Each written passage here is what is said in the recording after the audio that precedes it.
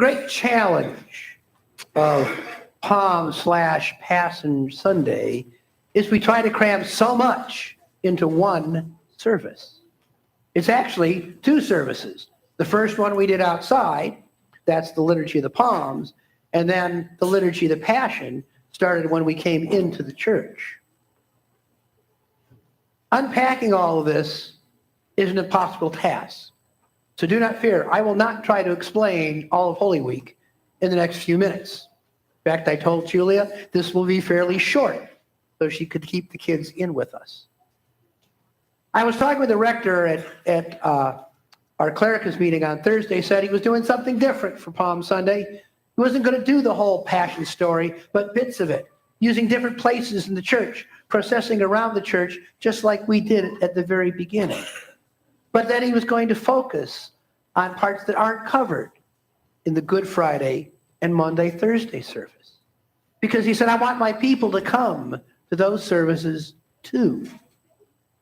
You see, Holy Week started in the early church right after Constantine said that Christianity was now a legally recognized religion.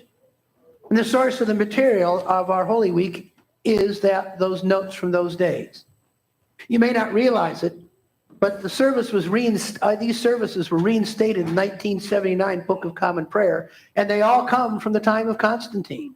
In the 1928 book, there are just prayers, collects, and readings, no specific services. So even though this is our most recent prayer book, it contains some of the oldest services in the history of our church. The records we have come from a pilgrim whose name was Egeria. She was a nun who recorded experiences of a pilgrimage for the Holy Week services that were located in Jerusalem. Holy Week in Jerusalem was designated as a teaching tool for the many new converts to Christianity, since once Constantine made it a religion recognized in the state, all of a sudden people said, oh, I guess we need to become Christian. There was a huge flood of converts. And part of it was his mother was behind it all because his mother was a Christian.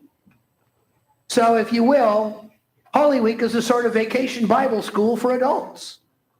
Pilgrims to Jerusalem would reenact the biblical story, starting on Palm Sunday, coming through the gates, moving into what was then formerly known as the Triduum, excuse me while I trip over my words, Maundy Thursday, Good Friday, and the great vigil of Easter, which began at sundown on Saturday and ended with the first Eucharist at Easter at sunrise. Yes, the service went all night. It was a true vigil. Those of you who were confirmed last week, you would have been confirmed and received at this, and some baptized, when it was primarily adults. And you would have gone off with the bishop and been examined all night long about whether you would learn your lessons as a catechist. So you guys got off easy with 6 questions from the bishop last week, or 2 weeks ago, excuse me. Egeria took these traditions back to her own churches in Europe, and the practice spread. The pilgrims of Egeria's day experienced the story. They just didn't hear about it. This is why the liturgies of Holy Week are experiential. We bless the palms, we process in. On Maundy Thursday, we're going to have an actual meal, wash feet, if you so desire, and then strip the altar and sit and pray at the foot of the cross on Good Friday, when we hear the Passion story again, only this time from John. St. Ignatius knew the importance of experiencing biblical stories. In his spiritual exercises, a person is asked to envision themselves in these stories, to feel, taste, touch, sense, hear the story for themselves. I intend to do some of this week in the course of our services. With each of these services, I invite you to move into your heart and feel and experience, not just hear. Ask yourselves questions.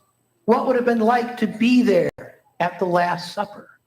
What would it have been like to have Jesus bend down and wash your feet? What would you have done if you had been there in that crowd standing outside yelling, "Crucify him"? This week's holy services are for that. So I invite you to come to Maundy Thursday, the meal, the foot washing, Folks with children, even if you don't want to stay for the later service, the meal is at 6 o'clock, and we'll do the liturgy of the word from 7 to about 7:30. And then if you need to take the kids home and get them to bed, go ahead, but let them experience that meal. Then Friday, we'll come back, and I'll read the whole Passion story according to John.